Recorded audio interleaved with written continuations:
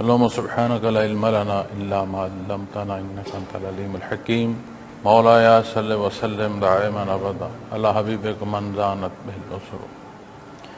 معزز سامعین کرام، السلام علیکم ورحمۃ اللہ وبرکاتہ.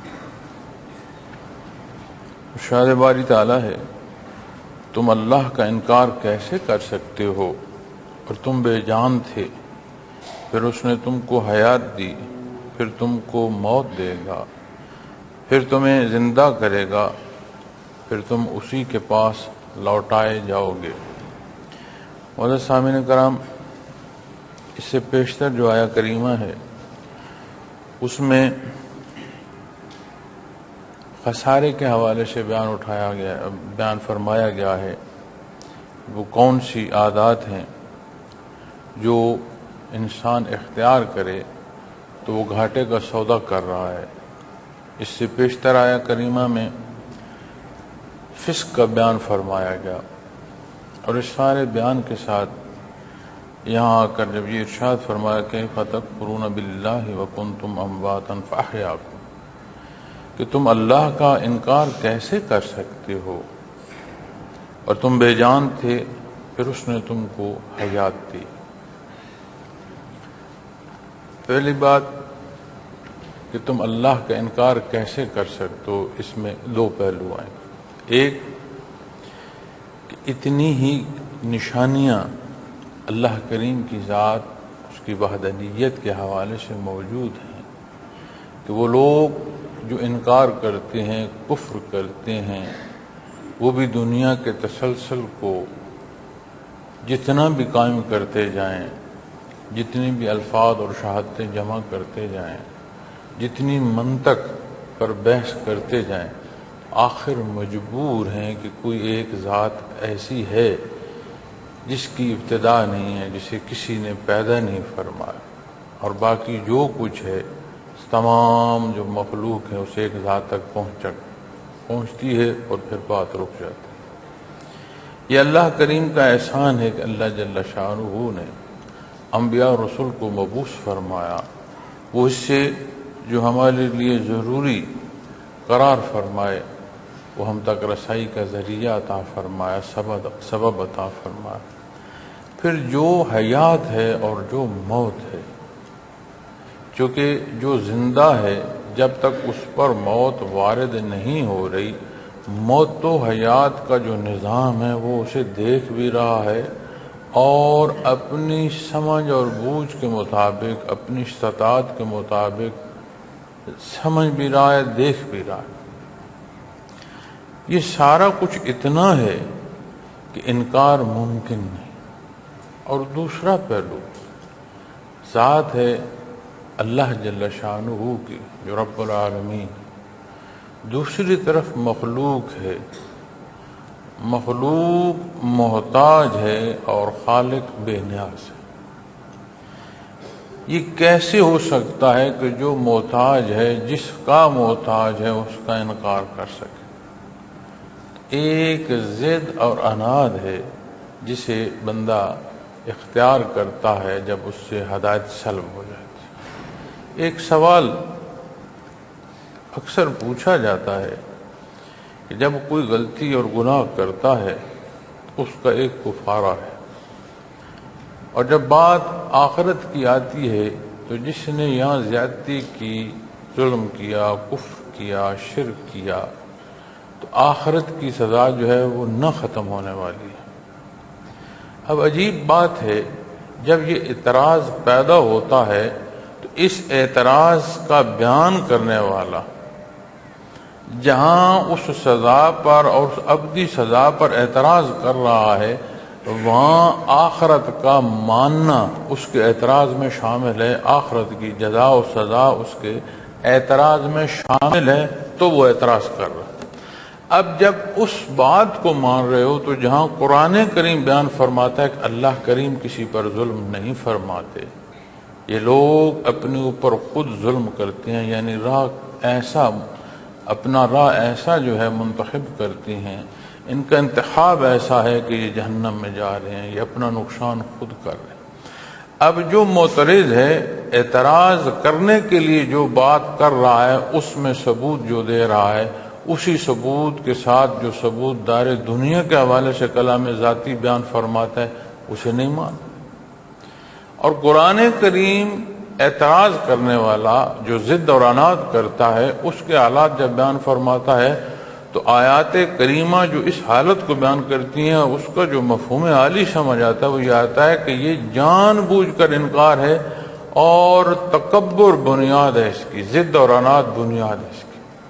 اب جہاں وہ بات قرآن کریم کی مان کر کے جہاں عبدالآباد عذاب ہے اس پر معترض ہو رہے ہو تو جہاں سبب بیان فرمایا جا رہا ہے اسے کیوں نہیں مانتے؟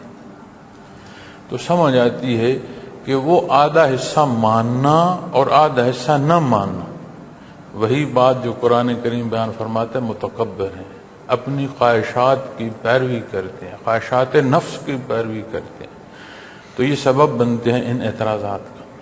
پھر اگلے دن میں کسی کی خبر دیکھ رہا تھا، قرآن کریم کے حوالے سے حلال اور حرام پر وہ بحث کر رہا تھا۔ غیر مسلم ہے اسلام پر بحث کر رہے ہیں۔ اب اس بحث سے مراد ہمارا سمجھانا نہیں ہے، ہم پر اعتراض کرنا ہے، ہمیں دھوکہ دینا ہے۔ اب وہ حلال اور حرام کے موضوع پر بحث کرتے ہوئے کئی ایسی چیزیں جو ہیں ان سے متعلق اس طرح بیان کر رہا تھا جیسے مسلمان اختیار کرتے رہیں تو خیر۔ اب قرآن کریم کو مان رہا ہے، جو معترض ہے جو اعتراض کر رہا ہے وہ قرآن کریم کو بھی مان رہا ہے، قرآن کریم کے حکم کو بھی مان رہا ہے۔ یہ قرآن کریم ہمیں نصیب کہاں سے ہوا؟ ہم میں سے کون ہے جس کے پاس اتنی قوت ہے کہ وراء الورا انداز سے وہی الہی اس نے حاصل کی؟ تو جب اس موضوع کو دیکھو گے تو ذات نبی کریم صلی اللہ علیہ وسلم کی ہے جہاں سے ہمیں کلام ذاتی نصیب ہوا، جہاں سے وحدانیت باری تعالیٰ کی شناسائی اور اس پر ایمان لانا جو لازم ہے، یہ سارے حصے ہمیں نصیب ہوئے نبی کریم صلی اللہ علیہ وسلم کی ذات اقدس سے۔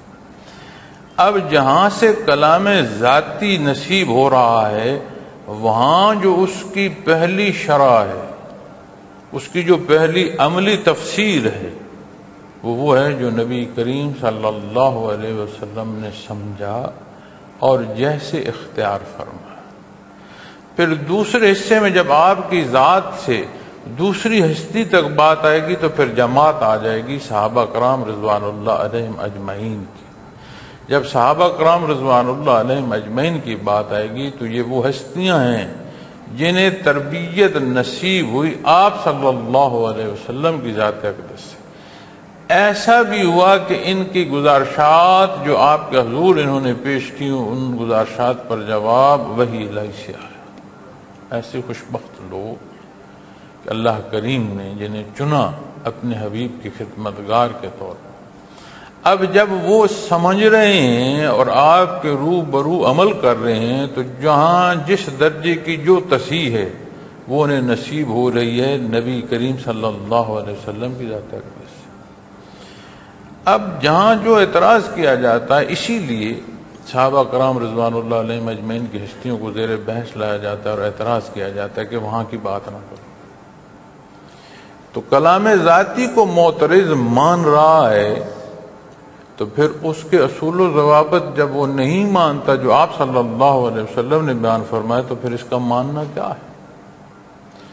اب ان سارے موضوعات کو لے کر جب ہم اپنی بات کرتے ہیں، دیکھو ہوا تو چلتی ہے لیکن جہاں دیا ہو اس کے گرد شیشہ رکھا جاتا ہے کہ ہوا نہیں رکتی۔ اب اگر کوئی اعتراض کر رہا ہے، ضد کر رہا ہے، وہ اپنا انجام پا لے گا، لیکن بندے مومن اس اعتراض کی جو ہوا ہے اس کے ساتھ جو وہ گم ہو رہا ہے، اس آندھی کی نظر جو بندے مومن ہو رہا ہے تو اسے اس مقام کو دیکھنے کی ضرورت ہے کہ بحیثیت مسلمان جو میرا جاننا ہے، جو میرا ماننا ہے، اس کے ساتھ جو جاننا ہے، جو یقین ہے، وہ کس درجے کا ہے۔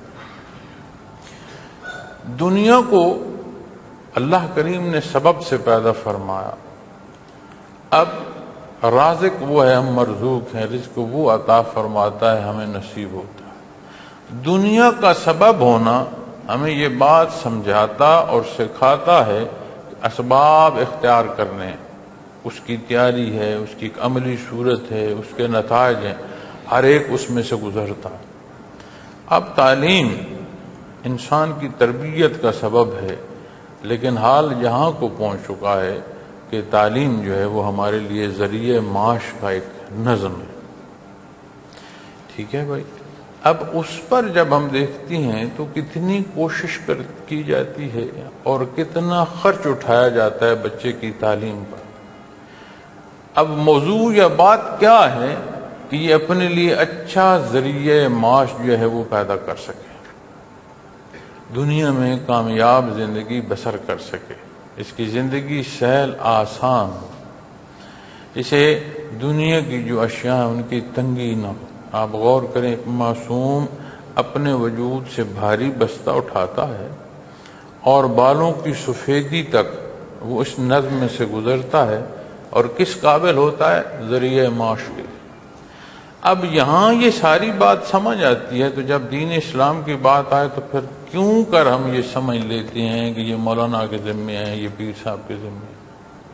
وہ جو اعتراض کر رہا ہے اس کے اعتراض میں اتنی کمی ہوتی ہے کہ ہمیں اس کا اعتراض تو لگ رہا ہوتا ہے اور ہم اس کے اعتراض پر سوال ڈھونڈ رہے ہوتے ہیں یا خود ابہام کا شکار ہو رہے ہوتے ہیں، وہ کیوں نظر نہیں آ رہا ہوتا کہ وہ جو معترض ہے اس کا اپنا جو اعتراض ہے اس کا وجود کوئی۔ اس لیے کہ نہ ہم پڑھنے کی کوشش کرتے ہیں، نہ ہم سمجھنے کی کوشش کرتے ہیں، اور نہ کسی کو اس قابل سمجھتے ہیں کہ اس سے پڑھا جائے یا سمجھا جائے۔ یہ سارا کار کچھ کیوں ہے؟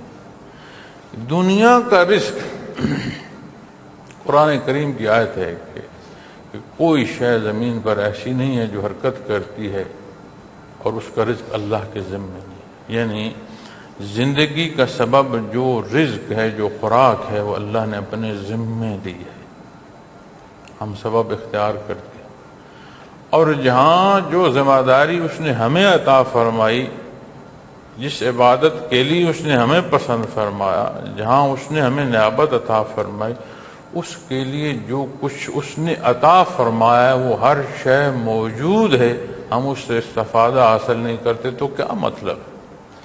تو بات سمجھ آتی ہے، اللہ ہمیں معاف فرمائے کہ اہمیت ہمارے نزدیک کس کی ہے۔ دین کا جاننا ہمارے نزدیک اہم ہو، بندگی کی کیفیت اور حال سے ہم آشنا ہوں تو یہ عمل مقدم رہے گا، اور اگر یہ نہیں ہے تو صرف دنیا رہ جاتی ہے۔ تو پھر دنیا جب مقدم سمجھی جائے تو پھر اس کے جو اسباب ہیں وہ بھی مقدم جانے جائیں گے، پھر ان پر عمل جو ہے بندہ اسی درجے کا رکھتا ہے۔ اللہ کریم ہمیں دین اسلام کو سمجھنے، سیکھنے اور عمل کی توفیق عطا فرمائے۔ تو جب یہ فرمائے گا نا کیف تکفرون باللہ، کہ تم اللہ کا انکار کیسے کر سکتے ہو، فرمایا وکنتم امواتا فاحیاکم، تم بے جان تھے پھر اس نے تم کو حیات دی۔ اب جب آپ موت و حیات پر معزز سامعین کرام بحث کریں گے تو حضرت جی رحمۃ اللہ تعالی علیہ نے اس پر جب بحث فرمائی تو بڑی باریکی تک چلے گئے۔ بعض جگہ اس حیات سے جو پہلے ہے کہ بے جان ہونا، اس میں بڑی دور تک بات کی گئی ہے، لیکن بعض مفسرین کرام نے اس بے جان کی کیفیت کو وہ حصے جو وجود کا سبب بنے، جیسے مختلف خوراک ہے، بنیادی طور پر تو مٹی ہے جو بنیادی عنصر ہے تخلیق کا۔ اب وجود اللہ کریم نے مٹی سے پیدا فرما، اس وجود کی تکمیل کے جو ذرائع ہیں خوراک کی صورت میں، ہر حصہ جو ہے وہ مٹی سے پیدا ہو رہا ہے، تو جسے مٹی سے پیدا فرمایا یہ مٹی پھانک نہیں رہا، لیکن وہ تخلیق کا نمونہ ایسا اس نے پیدا فرمایا مٹی سے کہ پھر اس کی جو خوراک کی اشیاء ہیں، جو سبب ہیں، جو جنس ہے، وہ بھی مٹی سے پیدا ہو رہی ہے، اور کیا الگ صورت ہے، کیا الگ ذائقہ ہے، کیا خوش ذائقہ ہے، اور اس کا اس ذائقے کے ساتھ جو وجود کی ضرورت ہے اس کی تکمیل فرمائی جا رہی ہے۔ تو مفسر کریم نے ان حصوں کو بھی لیا۔ پھر حضرت جی رحمۃ اللہ تعالی علیہ جب اس پر بحث فرماتے ہیں اس حصے پر، تو وہ فرماتے ہیں کہ انسانی جو وجود ہے اس تخلیق سے پہلے اتنا کچھ بکھرا ہوا ہے کہ یہ جو اعتراض کرتے ہیں کافر کہ یہ موت کے بعد حیات کیسے ہو سکے گی، تو اس وقت اس کے اجزاء کا پھیلاؤ اتنا نہیں۔ پھر وہ مثال ارشاد فرماتے ہیں اسوار کی، خوراک کی، کہاں سے کھایا، کیا پیا۔ پھر جب اس خوراک پر بحث فرماتے ہیں تو پھر وہ فرماتے ہیں کہ اس کے دو حصے، ایک تو وہ حصہ جو وجود کو ملا، ایک وہ حصہ جو صلب پدر میں جمع ہوتا گیا۔ اب یہی جو تولید کا نظام ہے، اس سے آگے جس نے پیدا ہونا ہے وہ پھر شکم مادر تک بات گئی۔ پھر جیسے والد کی خوراک سے ایک حصہ جمع ہوتا گیا جو اس کی حیات کا سبب بنا، اسی طرح جہاں اس کا وجود اللہ کریم نے پیدا فرمایا اور ایک نظام حیات اسے عطا فرمائش جہان فانی سے پہلے، تو وہ جو شکم مادر میں اس کا نصیب اسے عطا ہو رہا ہے، وہ ماں بھی تو خوراک کھا رہی ہے، تو جو اس کے وجود کا حصہ ہے وہ اس کے وجود تک پہنچ رہا ہے، اور جو بچے کے وجود کا حصہ جس سے بچے کا وجود پیدا ہو رہا ہے اس کا خوراک، اس کا حصہ اس تک پہنچ رہا ہے۔ اب جب میں خود اپنا سفر دیکھتا ہوں، جتنا میں نے سفر کیا، اب یقین مانیں نہیں معلوم ہوتا کہ کھانا کہاں سے ہے اور بندہ کھا کہاں سے رہا ہے۔ توقع نہیں ہوتی کہ کیا کھانا ہے، اور جب کھانے پر بیٹھتا ہے تو کون سی قسم کھانے کی جو ہے وہ دستیاب ہوتی ہے، تو کون سی زمین کا خطہ ایسا ہے جہاں قدم اٹھانا ہے، کون سی فضا کی تقسیم ایسی ہے جہاں سے میں نے اپنی سانس لینی ہے۔ تو انسان جب دنیا پر چلتا ہے تو اپنا حصہ پورا کر رہا ہوتا ہے، جہاں جہاں اس کا قدم لکھا ہے وہاں وہ قدم لیتا جاتا ہے، جس فضا سے وہ سانس لینا ہے اس سے وہ اپنے حصے کا سانس لیتا ہے، جس خوشے میں اس کا نصیب ہے اس خوشے کا وہ حصہ اس کی خوراک تک پہنچتا ہے۔ کہاں جنس پیدا ہوئی، کہاں اسے پروسیس کیا گیا، کہاں وہ خوراک کی تیاری کی صورت تک پہنچی، اور کون اسے نوش فرما رہا ہے۔ تھوڑا سا دھیان کریں تو آپ کے اپنے ایک ایک نوالے پر یہ بات آپ کو سمجھ آئے گی۔ اب یہ ساری وہ تقسیم ہے جو اللہ کریم نے اس مخلوق میں فرمائی ہے۔ اب اسی میں سے وہ حصہ جو صلب پدر میں جا رہا ہے، جس سے پھر آگے نظام تولید میں اولاد نے پیدا ہونا ہے۔ پھر شکم مادر کی بات ہے کہ وہ خوراک جو ماں کی زندگی کا سبب ہے، اسی میں سے اس کا حصہ۔ اب نوالا ہاتھ کوئی توڑ رہا ہے، جہاں سے نوالا اس نے توڑا وہ گندم کہاں پیدا ہوئی، کس نے پکائی، اس کے نصیب میں اس سے کتنا حصہ ہے، اور پھر اس والدہ کا وہ چبانا، پھر اس چبانے میں اس کا حصہ جو اس کی اولاد ہے۔ تو فرمایا تو اس نے جو تمہیں بے جان تھے پھر اس نے تم کو حیات دی، وَكُنْتُمْ أَمْوَاتًا بے جان تھے، فَأَحْيَاكُمْ اس نے تم کو حیات دی۔ اب نہ ہونے کو ہونے تک کا پہنچنا اتنی بڑی نشانی ہے کہ کیف تکفرون باللہ، کیسے انکار کر سکتے ہو اللہ کریم کی شان کا، تم تو تھے نہیں، اور اللہ کی ذات کا انکار تم کیسے کر سکتے ہو۔ ثم یمیتکم ثم یحییکم ثم الیہ ترجعون، پھر تم کو موت دے گا، پھر تمہیں زندہ کرے گا، ثم الیہ ترجعون، پھر تم اسی کے پاس لوٹائے جاؤ گے۔ اب بات نہ تھے وہاں سے ہونے تک پہنچے. تو حیات تک جب بات پہنچی، بے جان سے حیات تک بات پہنچی، تو یہاں بات ختم نہیں ہوئی. ثم یمیتکم، پھر تم کو موت دے گا. یعنی جو حیات سے موت میں جاؤ گے، یہ بھی اس کا دست قدرت ہے کہ پھر تمہیں موت دے گا. بات ختم نہیں ہوتی. ثم یحییکم، پھر تمہیں زندہ کرے گا. تو اس پر کفار بڑا اعتراض کرتے تھے کہ جی اگر ہمارے پہلے جو دنیا سے گزر چکے ہیں وہ زندہ ہوتے تو ہم بھی مان لیتے. تو یہ کیسی ہے کہ جب ہم مر گئے، مٹی ہو گئے، وجود بکھر گیا، خاک ہو گیا، ہڈیاں گوشت پوشت گل سڑ گیا، ہڈیاں ٹوٹ گئیں، تو یہ کیسے ممکن ہے کہ پھر دوبارہ زندہ کیا جائے گا؟ تو قرآن کریم ابتدا میں فرماتے بے جان تھے. تو وہ جو بے جان تھے، جس کا رزق زمین پر اتنا پھیلا ہوا ہے، وہاں سے سمٹتا ہوا ایک وجود اللہ کریم نے پیدا فرمایا. نہ ہونے کو حیات دی. جب حیات دی تو پھر فرمایا پھر تمہیں موت دے گا.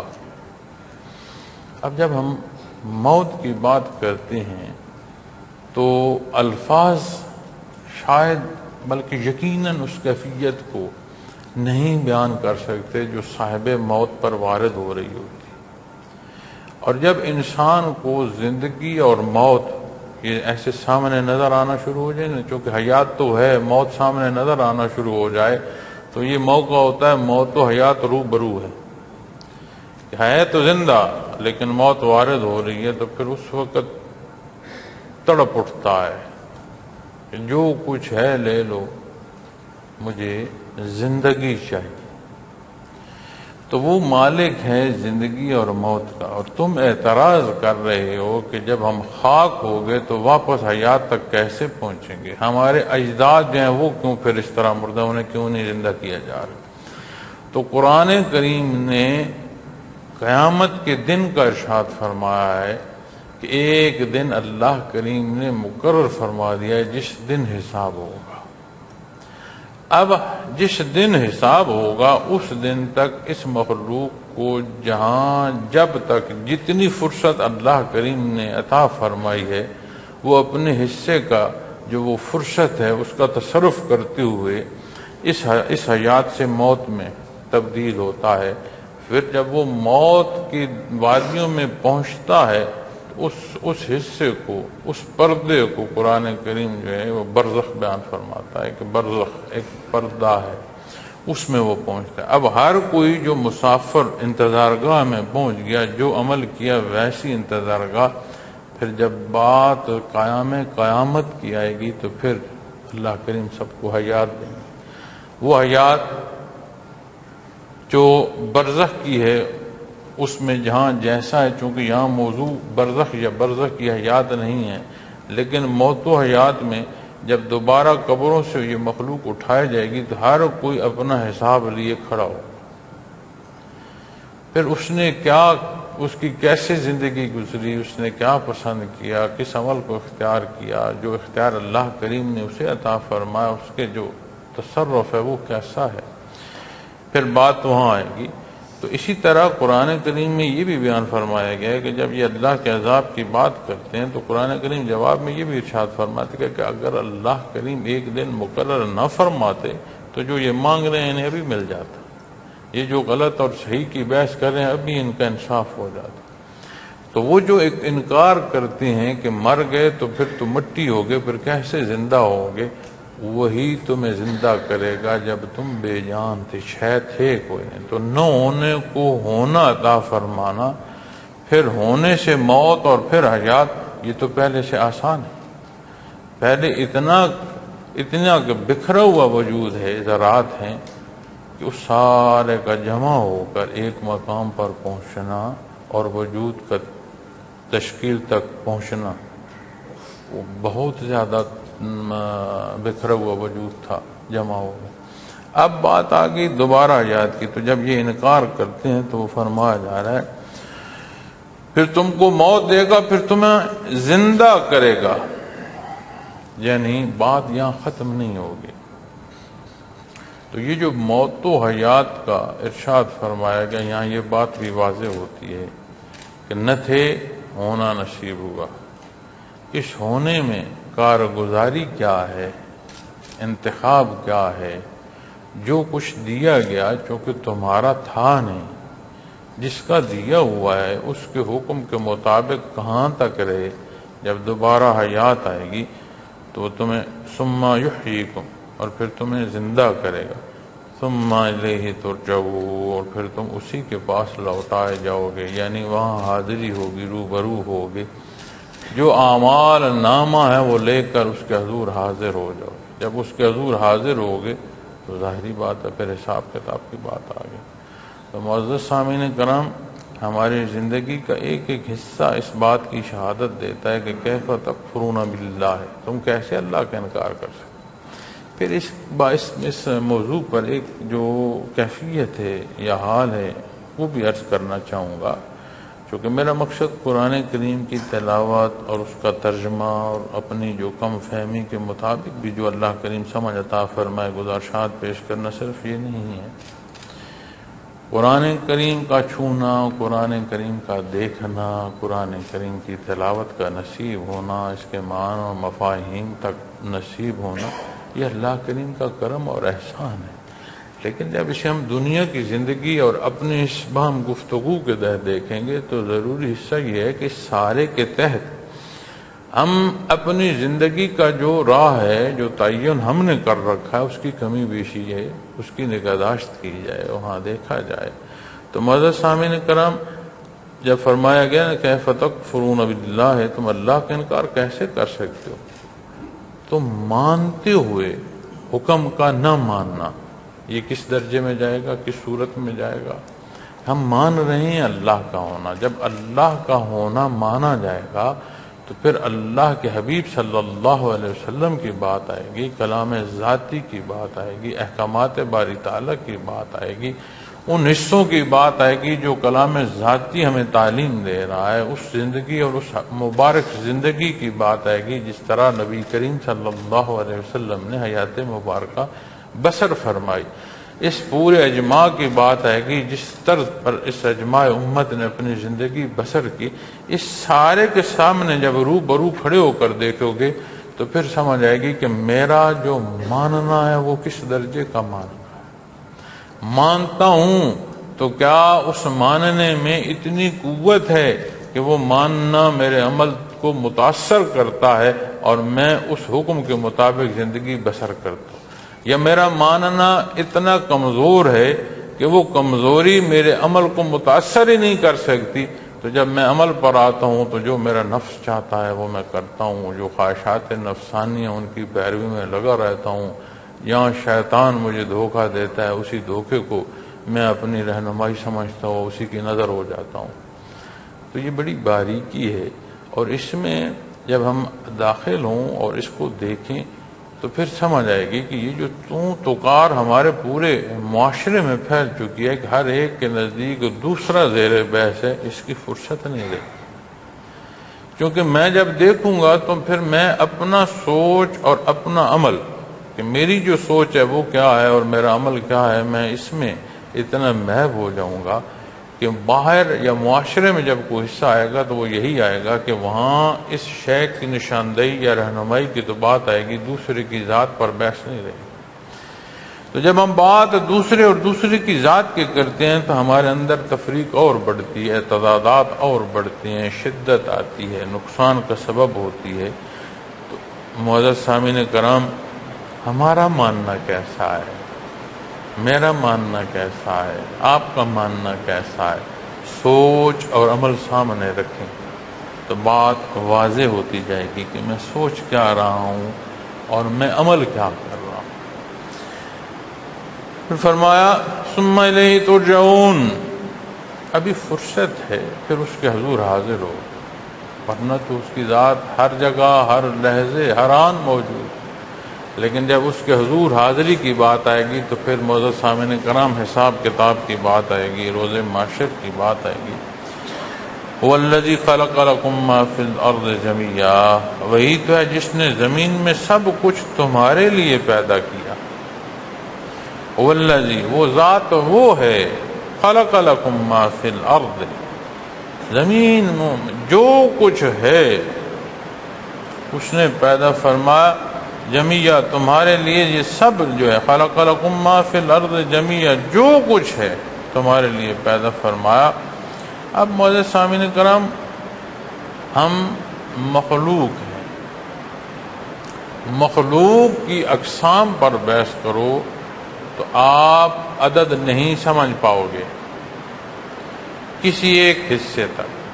کتنی مخلوق ہے جو مری ہے، کتنی مخلوق ہے جو غیر مری ہے، کتنی مخلوق ہے جو زمین پر بستی ہے، کتنی مخلوق ہے جو زیر زمین بستی ہے، کتنی مخلوق ہے جو زیر آب بستی ہے. پھر زمین خود مخلوق ہے، آب پانی جو ہے وہ خود ایک مخلوق ہے. اس کے اندر کتنے جہان بستے ہیں، پھر کس مخلوق کے اندر کتنی مخلوق ہے. یہ پیمانے جو ہیں یہ کم پڑ جاتے ہیں، سمجھ نہیں آتی کہ یہ شمار کہاں تک جائے گا. اور اللہ کریم فرما رہا ہے والذی خلق لکم ما فی الارض جمیعا، وہی تو ہے جس نے زمین میں سب کچھ تمہارے لیے پیدا کیا. یہ فضیلت کیسے ملی اسے؟ ساری مخلوق، کتنی بار قرآن کریم میں بیان فرمایا گیا جو اس نے تمہارے لیے چوپائے پیدا فرمائے، جن کی خوراک کا استفادہ کرتے ہو، جس کی خال سے استفادہ کرتے ہو، جس پر سواری کرتے ہو. ایک گھاس کا تنکا پھوٹتا ہے، انسان نہیں کھا رہا اسے، لیکن اسی گھاس کو جو جانور کھاتا ہے اس کی جو صحت ہے، اس کا جو گوشت ہے، اس کی جو کھال ہے، وہ کسے استفادہ پہنچا رہی ہے. زمین پر ہم بس رہے ہیں، سورج طلوع ہوتا ہے اس کی تمازت سے کیا کچھ ہوتا ہے. یہ کارگاہ حیات میں کیا کیا تبدیلیاں رونما ہوتی ہیں. کہاں کون سی زمین جو ہے وہ سینچی جاتی ہے، کہاں کون سا خوشہ جو ہے وہ پکتا ہے، اور اس سے خوراک کا نظام تیار ہوتا ہے. ایک درخت کی اگر معزز سامعین کرام مثال لیں تو ایک ایسی صنعت ہے کہ بندہ حیران ہو جاتا ہے کہ اس بیج کا زمین جو اسے رویدگی دیتی ہے، ایک تناور درخت بنتا جاتا ہے، وہ زمین سے خوراک لے رہا ہے. اور اللہ کریم نے اس کا نظام ایسا بنایا ہے کہ وہ نظام جو خوراک تک اس کو پہنچاتا ہے، جو اسے تیار کرتا ہے، وہ پتوں میں ہے. پتوں میں اس کی خوراک کی ایسی تیاری ہوتی ہے جو پھر واپس تنے میں پہنچ رہی ہے. ایک ایسا زندگی کا نظام ہے اور ایک ایسی صنعت ہے کہ بندہ دنگ رہ جاتا ہے. اور اسے کاٹ کر انسان جلاتا ہے اور شدید سردی میں اسے حدت کا سبب ہو رہا ہے. وہ پورا ایک حیات کا نظام ہے. اور آگ کی نظر ہو کر حدت کسے پہنچا رہا ہے؟ اس حضرت انسان.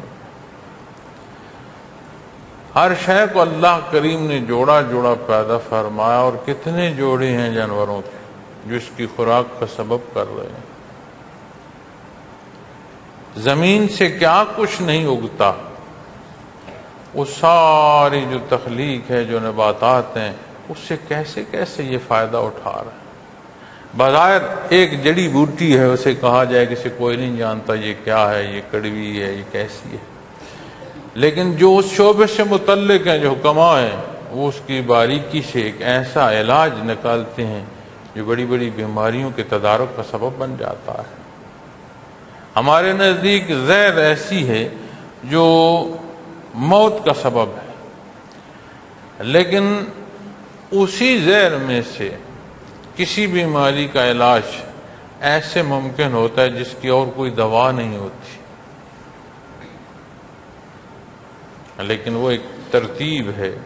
اس ترتیب پر مرض کیا ہے، وہ ترتیب کتنی ہے، اس کی سمجھ ہو، اس زہر سے بھی انسان جو ہے وہ استفادہ حاصل کر رہا ہے.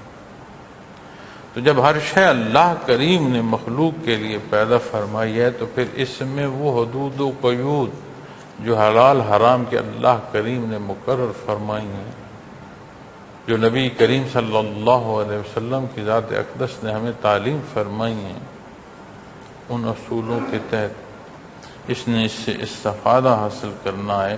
لیکن سوال پھر یہ کہ جیسے ہم مخلوق ہیں، یہ ساری اللہ کی مخلوق ہے، اس حضرت و انسان کو اللہ کریم نے اتنا مقام عطا فرمایا ہے کہ ساری جو مخلوق ہے اس پورے عرض کی، وہ اس کی نوکری دے رہی ہے، اس کے فائدے کا سبب ہو رہی ہے، تو پھر یہ کائے کو ہے؟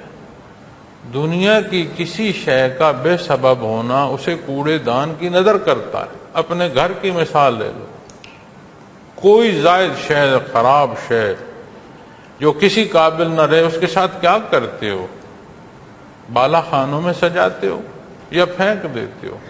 کوڑے دان کی نظر کرتے ہو؟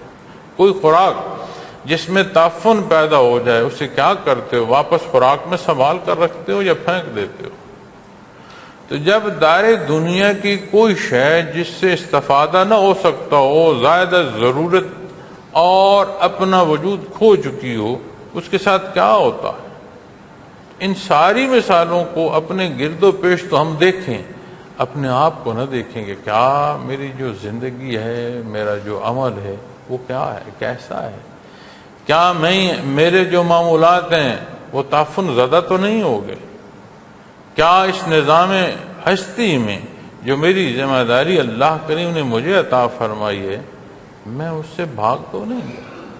تو معزز سامعین کرام سمجھ آئے گا کہ جو عمل بد ہے معاشروں میں تعفن کا سبب وہ ہیں، اور جہاں جو جتنا عمل صالح اختیار کرے گا اتنا نہ صرف ذات بلکہ معاشرے میں بھی استحکام آئے گا۔ اور صالح کی بات آئے یا بد کی بات آئے، اس میں کسی کا اختیار نہیں کہ وہ ذاتی مرضی پر اس کا جو ہے تعین کرے۔ ہر وہ عمل صالح ہے جسے نبی کریم صلی اللہ علیہ وسلم نے اختیار فرمایا، ہر وہ عمل بد ہے جسے آپ نے رد فرمایا۔ بڑی بنیادی شے ہے۔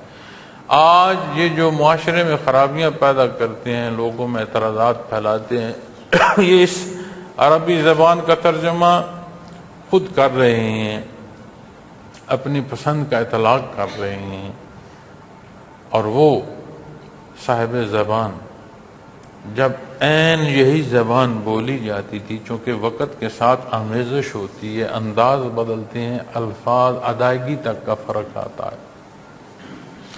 آج جب عربی بولی جاتی ہے تو قرآن کریم کے عربی کا انداز اور ہے، اور جو آج بولی جا رہی ہے اس میں فرق آ گیا۔ لیکن جس وقت نزول قرآن ہے اس وقت جو عربی زبان بولی جا رہی تھی عین یہی تھی، اور جن کی مادری زبان ہے کسی بات کسی سوال پر وہ عرض کرتے ہیں کہ اللہ اور اس کا حبیب صلی اللہ علیہ وسلم بہتر جانتے ہیں، تو آج کون ہے ایسا جو کہ ہاں میں خود سمجھ سکتا ہوں؟ تو قرآن کریم کا ہم تک پہنچنا، اسے حفاظت الہیہ نصیب ہونا اور اس کا ہم تک پہنچنا اس بات کی شہادت ہے کہ ویسے ماننا ہوگا جہاں سے پہنچنے کا سبب ہوا ہے، جیسے وہاں مانا گیا۔ جس ہستی نے ہمیں اللہ سے آشنائی عطا فرمائی، جس ہستی نے ہمیں کلام ذاتی سے نوازنے کا جو ہستی سبب ہوئی، جن حصوں کو انہوں نے جیسے اختیار فرمایا، جسے پسند فرمایا، جسے ناپسند فرمایا، ہر ایک اصول وہی ہوگا۔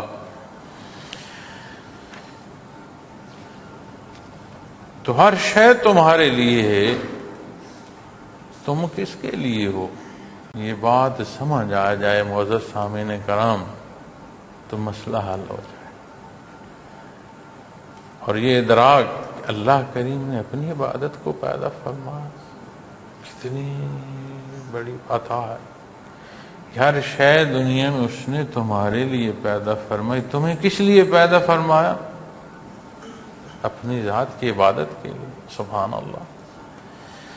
ثم استوى على السماء فسواهن سبع سماوات،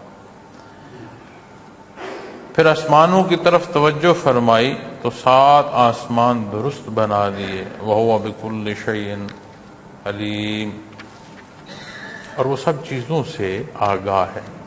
پھر بات رکتی نہیں زمین کی تخلیق تک، آسمانوں کی وسعتوں تک بات جاتی ہے. سما وہ شے جو بلندی پر ہو، سب سے اوپر ہو. پھر آسمانوں کی طرف توجہ فرمائی تو 7 آسمان درست بنا دیے. تو قرآن کریم نے آسمان کی صورت سے پہلے دھواں بھی ارشاد فرمایا ہے، تخلیقی مراحل کا ارشاد فرمایا، اوقات کے حوالے سے جو ہے وہ بیان فرمائی. لیکن آسمان جب اس تخلیق کے ساتھ پورے عرض کے ساتھ بات آ رہی ہے تو آسمان کی وسعتوں میں جو اللہ کی مخلوق ہے، جو سورج، چاند، ستارے، سیارے ہیں، ان کے اثرات اس زمین پر جو ہے زمین کو متاثر کرتے ہیں. زمین کے جو پانی ہے اس کا زیر و بم جو ہے وہ ان سے منسلک ہے. زمین کی جو خوراک ہے آج کی تحقیق ثابت کرتی ہے کہ اس کی جو خوشبو، اس کے جو ذائقے ہیں، مٹھاس ہے، اس تک ان کے اثرات موجود ہیں. سورج چڑھتا ہے تو جو زمین کو رویدگی ملتی ہے وہ بیج کے پھوٹنے کا سبب ہوتی ہے. اسی آسمان سے جو بارش برستی ہے اور بنیادی شے حیات کا جو قرآن کریم پانی بیان فرماتا ہے تو وہ پانی جو ہے مخلوق تک پہنچتا ہے. مخلوق کی نشو و نما بھی ہوتی ہے. مزید مخلوق کی جو تخلیق ہے ان مراحل میں وہ مراحل بھی جو ہیں وہ بھی پورے ہو رہے ہوتے ہیں. تو جب بات آسمانوں کی وسعتوں کی آئے گی تو وہی ذات ہے جس نے آسمان پیدا فرمایا، اور انہی ستاروں اور سیاروں اور اس حصے سے جسے آسمان دنیا کو اللہ کریم نے جن سے مزین فرمایا، قرآن کریم نے اسے مزین فرمایا، سجا دیا تمہارے لیے. اب اس مخلوق کے لیے آسمان دنیا سجا ہوا ہے، اور جو شیطنت لے کر بلندی کو اٹھتا ہے وہاں سے شعلہ اسے مارنے کا سبب ہوتا ہے.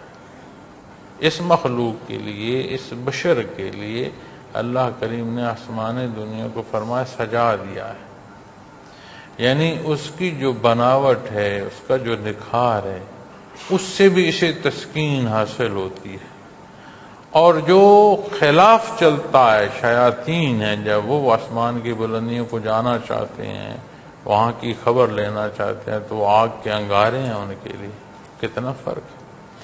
تو یہ بات سمجھ آتی ہے کہ تخلیقی جو انداز ہے اس کے مطابق چلنا تقویت ہے، اور اس تخلیقی انداز کے خلاف چلنا تکلیف ہے.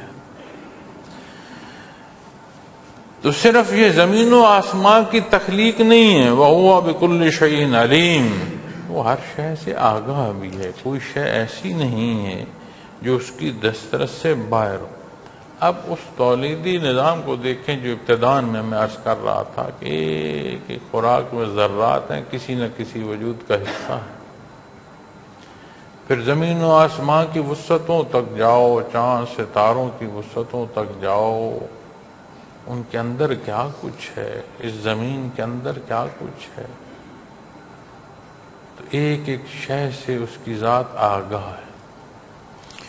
تو میں ایک نکتہ اور بھی عرض کرنا چاہوں گا. یہ بات ہمیں یہ سمجھاتی ہے کہیں کسی درجے کی کسی کی جو ذمہ داری ہے، اس ذمہ داری کی ادائیگی کے لیے اس سے متعلق ہر شے کا جاننا لازم ہے. اور ہم اپنی زندگی کے تجربات سے یہ اخذ کرتے ہیں کہ جو اپنی ذمہ داری سے آگاہ ہوتا ہے وہ اسے بخوبی انجام دے سکتا ہے. اور دنیا کی ایک عارضی اور فانی جہان کی ایک معمولی سی شے یہ آگاہی دے رہی ہے تو کیوں نہیں ہمیں سمجھ آتی؟ جو مالک کل کائنات ہے، ہر شے سے آگاہ ہے. یہ تو ظاہر ہے باطن میں.